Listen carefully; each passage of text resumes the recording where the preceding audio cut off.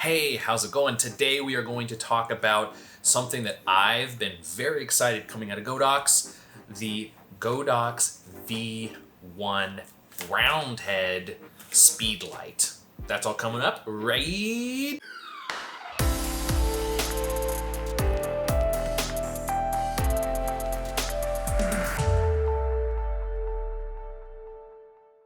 now. Hey, how's it going? Kyle here, helping you level up your photo, video, and music. And if you're into that sort of thing, please consider clicking that subscribe button and maybe even that bell icon so you can keep track of what I'm up to as I get to explore cool new kit like this. This is the Godox V1. It is a roundhead speedlight that I have been very, very excited about, as I mentioned at the top of the video, ever since I had the opportunity to look at the roundhead for the AD200. If you haven't seen my video on the AD200R roundhead for the AD200, I'm gonna put a link in the description and maybe right over there, check it out. I have been excited about the V1 for all the same reasons that I love the 200R. But I'll get into that later in the video. Now, this happens to be the Sony model, the V1-S. If you're unfamiliar with Godox products, what they do is they make all sorts of different peripherals, and because there's different technology to communicate from cameras to flashes for this, in this case, they have the different models built out to communicate to specific camera bodies. So you'll see things like the V1-N for Nikon, V1-C for Canon, V1-S for Sony, and they have several other versions as well. A lot of it lives right there in the hot shoe. So we're gonna do an unboxing, we're gonna talk about some of the specs, and then I'm gonna give you my initial thoughts on the V1. Without further ado, let's go ahead and crack into the unboxing. Enjoy. All right, let's get a load of this darn thing. Here is the box. Looks like a lot of other Godox boxes. It does have a picture of the little roundhead kit on the back. It makes me kind of think that it should come with it, but that's just an advert. Opening it up, we got some documentation. Let's put this to the side. We got a little cleaning cloth. Okay, a little baggy thing. Open that in a second. Battery bagged up. The actual flash itself in its case, and a little cold shoe stand. More stuff, and a little cable. Our power brick. All right, cool. Anything else? Anything else? Nope. All right. Let's go ahead and toss this thing. Okay. Power brick seems pretty standard. Oh, but it does have the nice little plastic. Let's go ahead and tear this off. Wonderful. And this looks like the charger, and it's nice and small. It's pretty simple. It has a little USB-C port. Go ahead and plug that into the power brick or just any kind of USB. A nice little light lets you know it's charging or it's done charging. Yeah, this is pretty great because some of the other Godox chargers are big. This is a much better use of space. And here is our proprietary battery. All right, let's go ahead and set that stuff to the side for now. Last thing we have is a little cold shoe mount / stand thingy. If you've seen one, you've seen them all. Cold shoe on top, 1/4 inch on the bottom. Looks like we got some warranty info in Chinese. Oh, there's the English. And we have the instruction manual. There are a lot of problems with these, simply because I think they're directly translated from Chinese, and sometimes it can be confusing, convoluted, but I'll look into that later. Lastly, before the flash, we have a little cleaning cloth from Each Shot. Shout out to Each Shot. And now for the actual flash. You know what, I lied. We're gonna look at the little case first. It has that neat little orange color in the back, or inside of it. Decent padding. It's not dissimilar from other Godox stuff, but this is new. It's got like a little Velcro strap so you can easily lace it into other things. Let's see how strong it is. It's pretty darn strong. I pulled on that pretty hard. Oh, we got a little extra pouch for the cold shoe stand. If you want to take that with you, I don't see why not. Okay, neato, gang. All right, next. The actual flash, finally. It is very slick looking. We got kind of like a different frosted front plate. I'm liking that. The finish looks a little bit more matte than other flashes. Some of the other ones are maybe a little bit more shiny. Got our articulating head, about 90 degrees to the front and around 45, maybe a little less than 45 degrees to the back. Yeah, spins all the way around, as you might expect. Nice. Ooh, we got the, oh yeah, the screen protector. The back plate and buttons look very, very familiar. There's just one extra button there for the modeling lamp. Battery release. The battery goes across all the way, which is kind of interesting. It's not enclosed with a little flap, but I guess they did that so they could have a larger battery in the unit since it goes the entire width. And the menus are looking very familiar. Looks just like the Godox V860 Mark II menus. So if you know that menu, you're gonna be very familiar with this. All the modes seem to be very similar.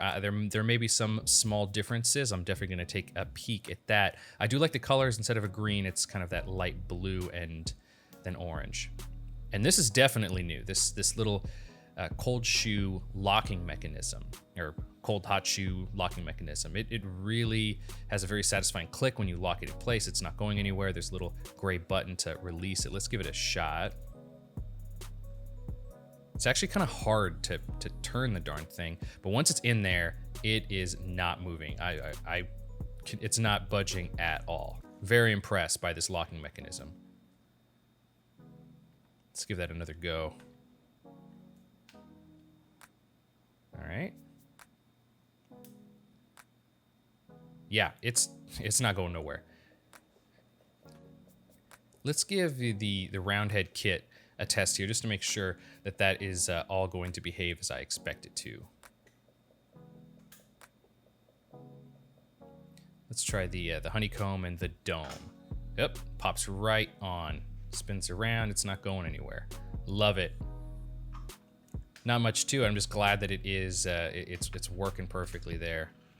Definitely a nice, strong magnet in there. Now let's take a peek at this against the 860 Mark II. You can see that there's definitely that difference. The front plate is a little bit more shiny as opposed to matte. There's our battery plates. It's definitely a little bit bigger, definitely bigger from the front. Now on the 860, it has 3 different ports on it, a flash trigger port, a USB micro, and kind of like a 4-prong port that I never used.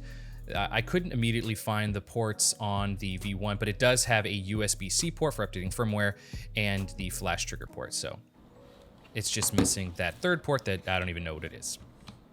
And that's that. Very impressed. Let's talk about it. If you haven't seen any of my other videos, you might not know that I do a lot of Godox videos. I've purchased a bunch of Godox lights, this V1 being the first one that was actually sent to me for review, but I love their products. They live in this valley between price and quality and versatility, where they don't really have any competitors that are doing the same quality of products for a comparable price. They really are kind of in their own weight class. All the name brand stuff is much more expensive. As a quick example, I have the Godox 860 Mark II, and here I have a semi-comparable, actually less powerful Nikon flashlight and Speedlight. The Nikon was something around $300 some odd when I purchased it, and the Godox is roughly $180. So really, if you're trying to make a purchase decision, I really can't justify going with the name brand, no matter how much I like name brands. Anyway, so I like Godox stuff. I'm just gonna preface it with that. Now, let's talk about the stuff that I like about this particular flash. First off, obviously, we have the round head. it is more powerful than other Speedlights in its class. It's certainly more powerful than the Godox equivalent with a regular Fresnel head. Another thing that I like, the round head, it is able to work with all of the Godox peripherals for the AD200R. So all of those, magnetized, quick attach, detach stuff you can use, even if you don't own it yet. I think it's only around 50 some odd dollars for the kit. Definitely worth it. Practically only for the dome and a few other key pieces, because just having that control over the light on your camera if you're riding in the hot shoe is pretty spectacular. And the fact that you can switch them out on the fly, all the better, especially when you're gigging out there and you need to switch between different light modifiers. So as far as output is concerned, it is a different type of head than other Speedlights. So I'm interested on how it goes toe-to-toe with some of the other Speedlights that I own actually in practice. But as far as like tail of the tape, it should be brighter than all of them. Now, it's certainly not going to compete with the AD200 or any other strobe for that matter, but that's not really what this is about. This is about portability, trying to meet power and versatility. So, I mean, this darn thing even has a modeling lamp. What, actually go? There we go. It has a modeling lamp on it. I mean, I think that's kind of neat. I don't know when I'm going to use it, but, I'm going to give it a shot. Other things that I like. It is still within the Godox universe. It's going to talk to all the different things, all the different triggers, like the X Pro, and I think they even have a new trigger out now. It's going to be able to control other lights, be controlled by other Godox lights, and that's one of the reasons why I love Godox and I keep investing in Godox products, is because they keep talking to each other. Same thing going into the back. As I mentioned in the video, the controls and the menus are virtually the same. I've yet to find anything. I'm sure there's something different in here, but just at first glance, I have not been able to see anything that's really outstandingly different. And so if you are familiar with the Godox menus, you're going to be able to work with this immediately. Another thing I like, the new fangled lock. This is so much more sturdy and so much more secure, and the fact that you can hear a click in there, yeah. It's the little things, and that is a great improvement. I sure hope that when they make other kind of Speedlights, they're going to start incorporating that type of lock into it. I even like this kind of frosted, sensor faceplate in comparison to the glossy one. The last thing I want to mention that I like is the flashes that you can get on one full charge. Around 480 full power charges with 1.5 seconds recycle time. I think that's pretty good for a Speedlight. It's not super duper fast, but it is a Speedlight. It's not designed to do the high speed flash photography of, say, a studio strobe, or even the AD200, which has a slightly higher or a slightly faster recycle time, especially if you kind of match up the powers. And it is on an internal battery. It doesn't have an external battery or capacitor that's designed to be throwing off those fast flashes. So I'm not really holding that against it. Now, let's talk about something that I don't like about the V1. And it's kind of a gripe that I have about Godox in general. And it's been a gripe that I've had with every single one of the flashes that I've had. Now, I think they've changed this in recent memory, and that is these darn batteries. They are proprietary batteries, and they are a pill to get on their own, so you can have a second one. I've never run out of juice on any of my Godox flashes during a paid gig, but only having one battery is just begging for that battery to fail or for it to get misplaced or something, and then all of a sudden you are, up shit's creek. Now, I should check it, but I still to this day don't think that I have seen these being sold on their own. But I did have a commenter mention on one of my other videos where I'm complaining about the battery's availability, mentioning that they did see them for sale somewhere, but I've never seen them. So let's just say that we can buy these on their own now. Well, I have another gripe, and that is that each one of the batteries is different. You can't kind of mix and match, and that it's kind of a small, so here's the battery for the V860. It's kind of a small complaint So let's take Sony, for example. Now, maybe you don't shoot Sony, it doesn't matter, but they have their Alpha line of cameras, and they were for many models on the W battery.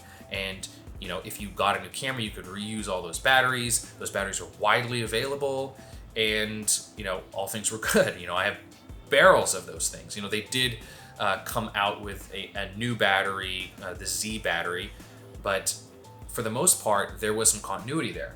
Now, Godox, maybe they should consider doing that, at least for some of the lines of flashes that are similar to each other. So, I don't know. It's not a huge complaint, but it is something that has irked me in the past. Anyway, let's move on. So, those are some of the things I like and some of the things I like less about the Godox V1. Now, like I said, I want to do a few more real life in the field shoots before I do my full review on this. So if you would like to stay posted on that, don't forget to click the subscribe button. So full disclosure, I did get the V1 sent to me to review by some of my partners called Each Shot. They've been very supportive of my channel, sending me a few different pieces of equipment to review. I've really enjoyed working with them. If you're interested in picking up the V1, go ahead and check the link in the description down below. It's an Amazon link, and you can support me and my channel and Each Shot without any additional cost to you. If you have any questions on the Godox V1 or any Godox flash or how to use them, leave those questions in the comment section down below. I'm always down to help a friend in need. And even if I don't know the answer, I'll try and point you in the direction of where you might be able to find it. So if you like this video, please click the thumbs up button and let me know. If you didn't, you know, click the other one or whatever, but let me know why in the comment section down below. Thanks again for watching. The internet is a big fucking place, so I am flattered that you're here with me. But until next time, cheers.